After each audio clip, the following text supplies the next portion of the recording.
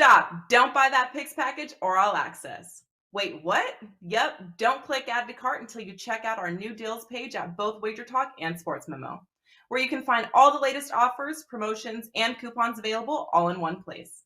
These deals are updated daily and can be found by clicking deals in the nav at WagerTalk or Sports Memo, going to wt.buzz/deals, or scanning the QR code on your screen.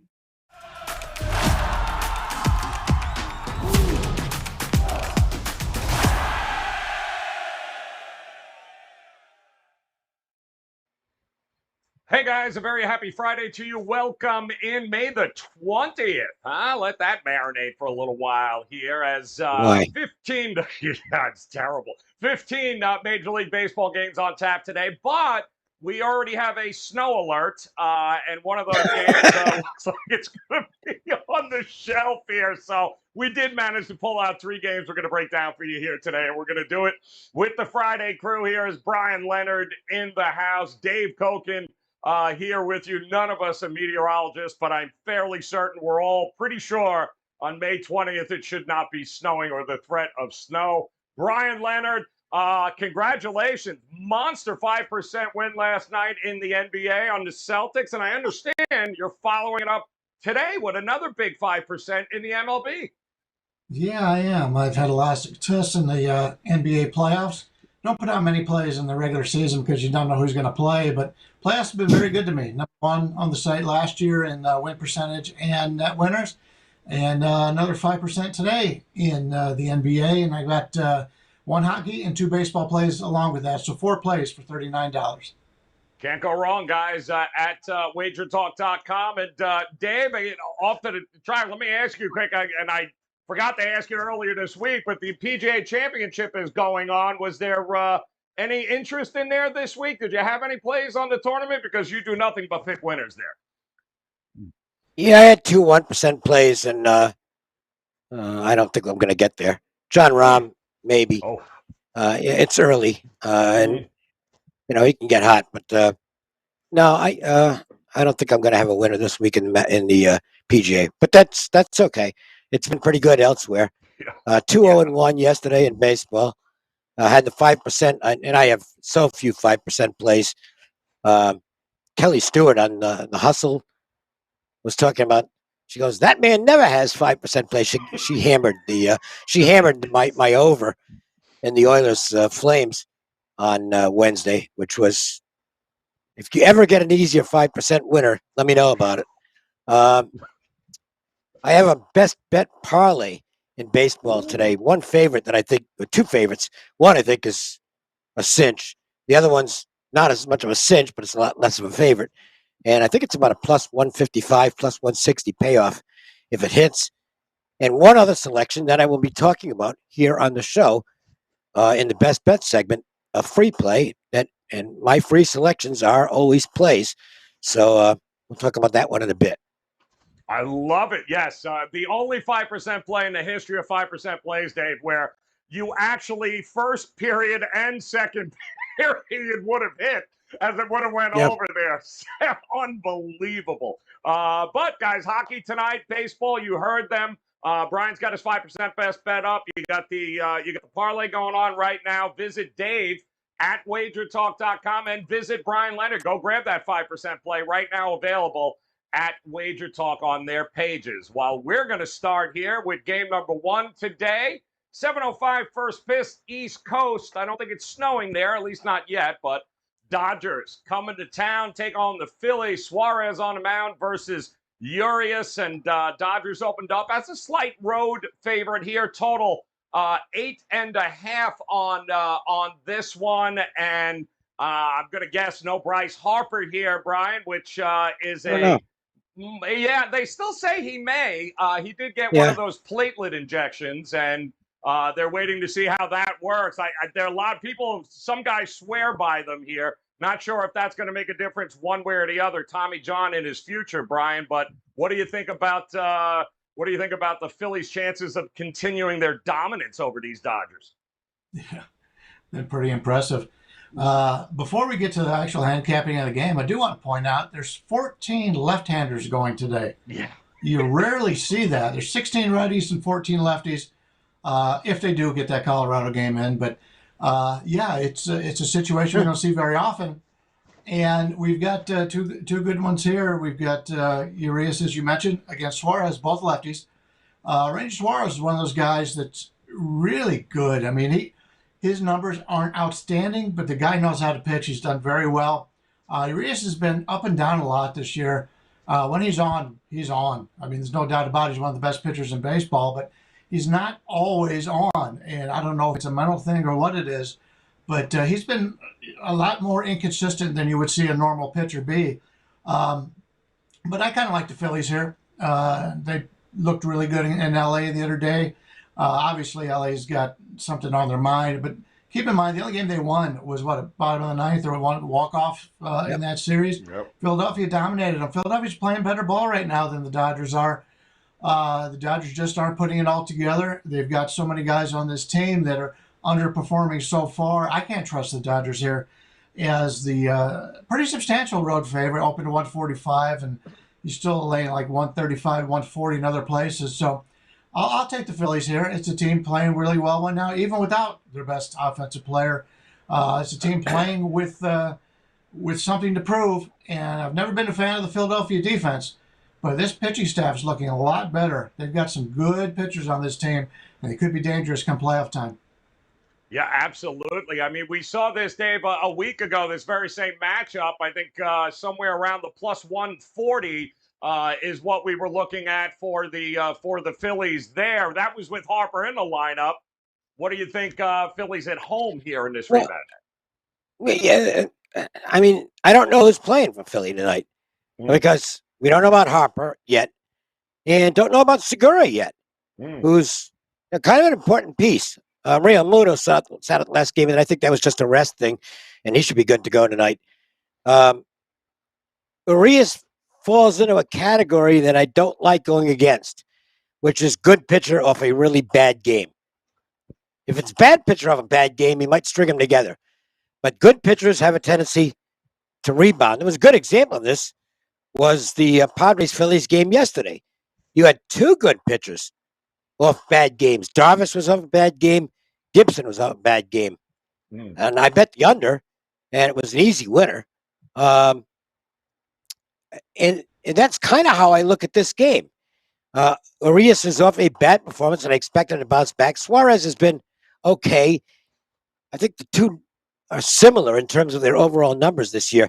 Now, the problem is looking at the offenses involved.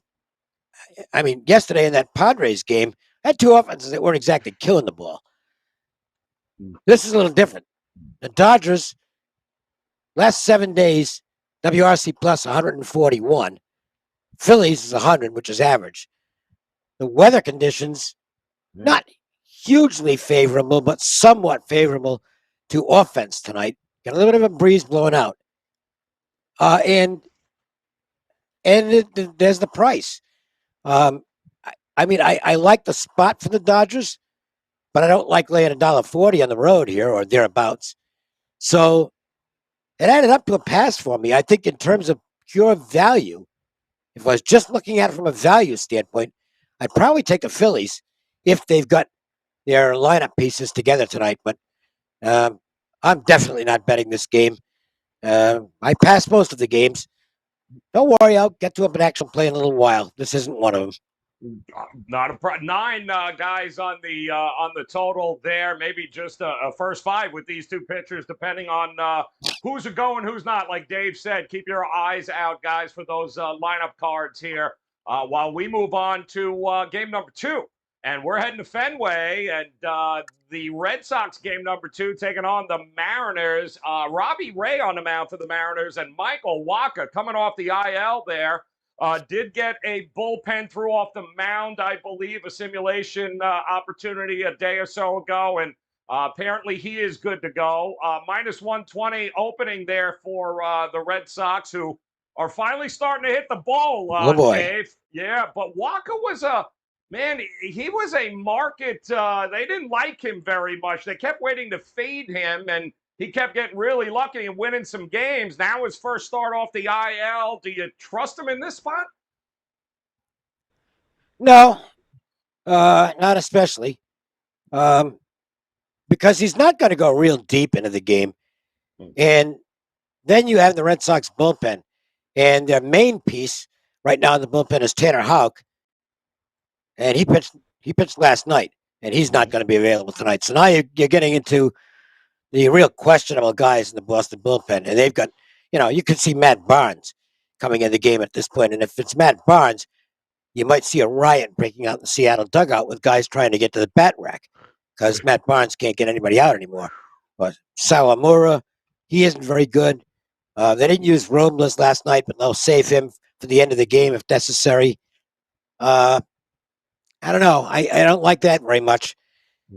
I don't trust Robbie Ray, who's just not showing the form he did last year, and he's a lefty at Fenway, and the Red Sox bats have suddenly come alive in a big way.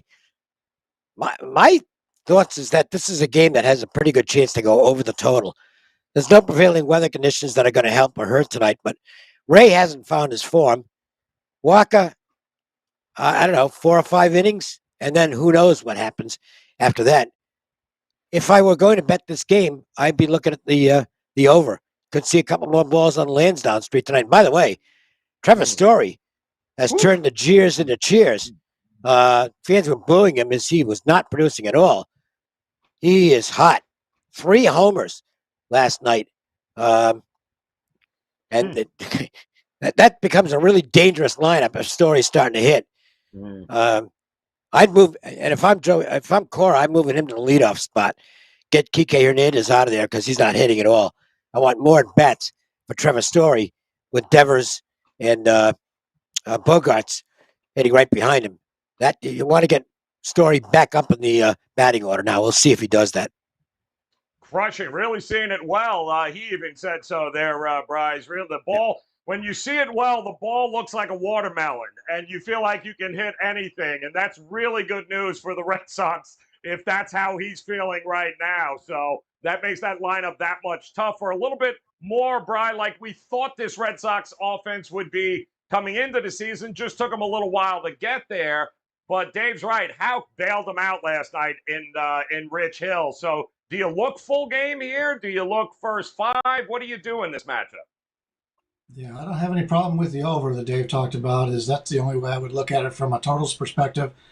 You mentioned Trevor Story. Looking at the StatCast numbers, they've been blue all season long, which is bad. And after a 3 home run game, I'm seeing some red there. So it took him one game to change everybody's opinion about him and to change his numbers around. But Michael Walker is one of those guys that nothing was expected out of him. He's just one of those guys that continues to hang on. But his numbers this year, you dig down into his numbers. He's the most overrated pitcher in baseball right now. So I want no part of Michael Walker here for Boston. Coming back from the illness and coming out here and pitch today against the Seattle team. And Boston against lefties, which is Robbie Ray, they have not done well this season. In fact, they're 3rd from the bottom. The WRC plus of 79, only above Arizona and Cincinnati. I went back and I looked at Robbie Ray because he's not having a good year right now. He's been a free agent twice. He went from Arizona, and then he signed in Toronto. His first year in Toronto, he struggled.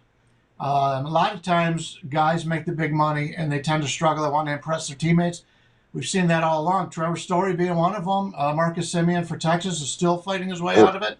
When teams sign a big free agent like that, you really don't want to be backing them early in the season. But Robbie Ray, you take a look at his numbers, and in the month of April, he had a whip of 1.25. In the month of May, 1.09.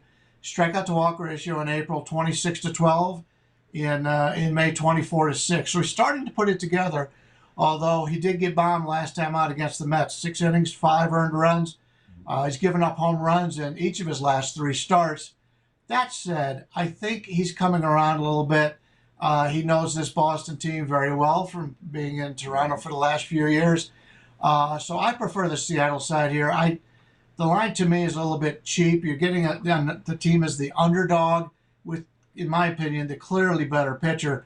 And Boston has not hit lefties all season long. So I think Seattle's a quality bet here. All right. Seattle All right. back in. We have Go ahead, David. breaking news. The Mets Rockies game is now officially postponed. It's just shocker.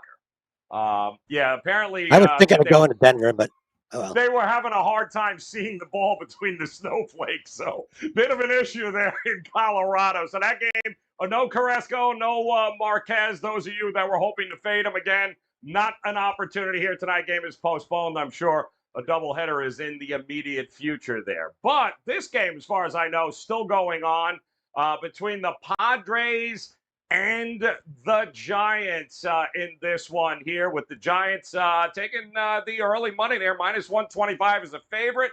Not a huge favorite, 7.5 as a total right now. We have seen San Francisco take a little bit of money here, Dave, early on, but Manea versus Eunice.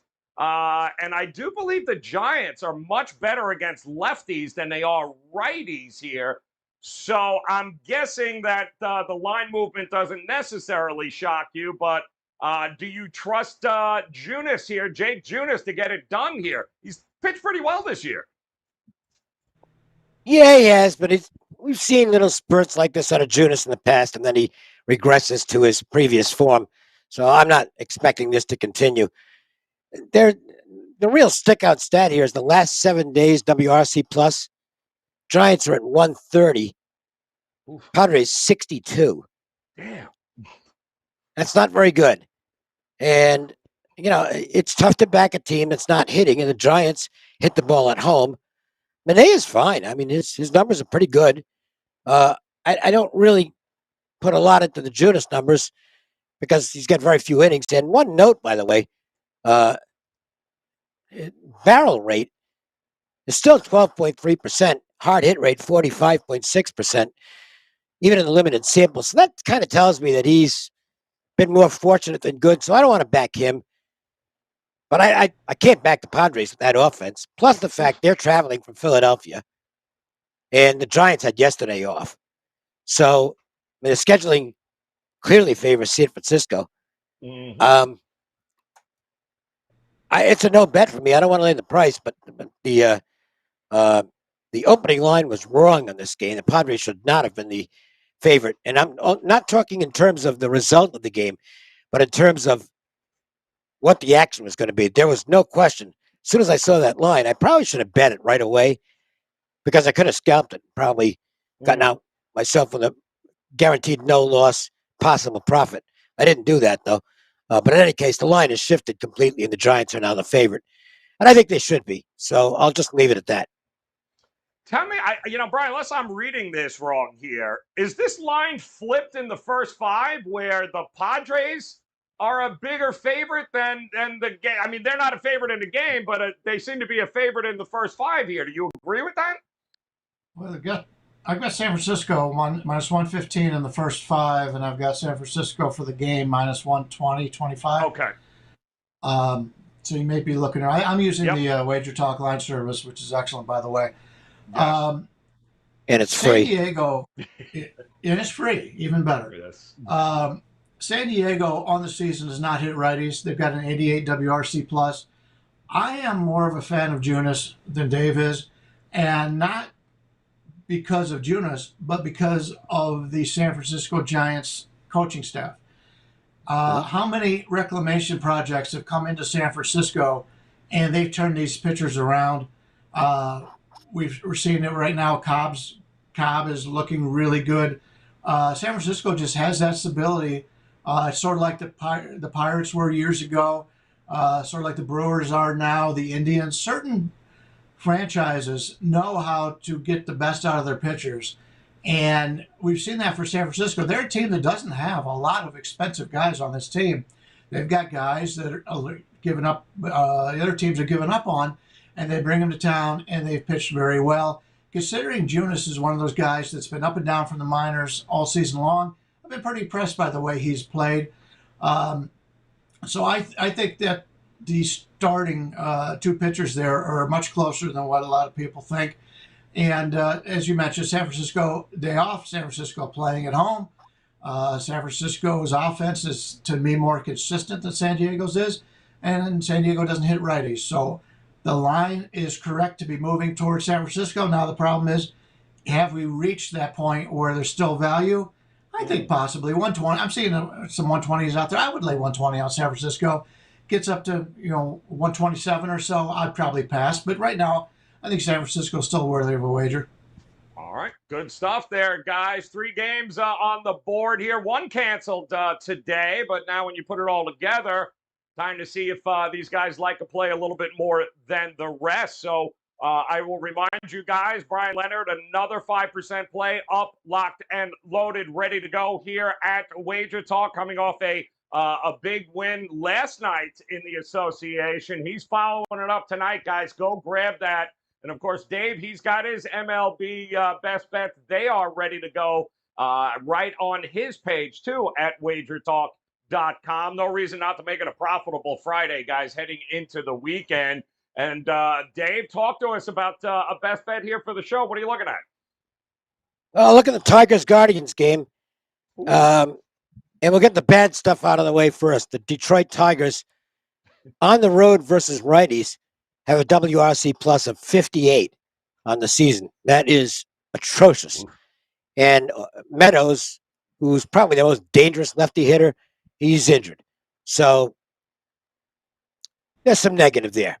But aside from that, I think everything favors Detroit here. Skubal is pitching at an all-star level. Detroit, he's going to be Detroit's all-star based on what's taken place so far. His numbers are outstanding. Under 3 in basically any of the categories you use to measure earned run average. Barrel rate is low. Hard hit rate is low. Savali has been lousy for Cleveland. And I'm mentioning the barrel rate here because I'll tie that into what I'm talking about. Barrel rate's high, 13.4%. Hard hit rates in the mid-40s, which isn't great. He's just been lousy. Now, there's 2 other things here that also point to. So I'm giving the pitching edges clearly with Skubal. A couple other things point to the Tigers as well. The Guardians aren't hitting a lick right now. If you can cool off Jose Ramirez, you cool off the entire lineup. The WRC plus over the last week is 70.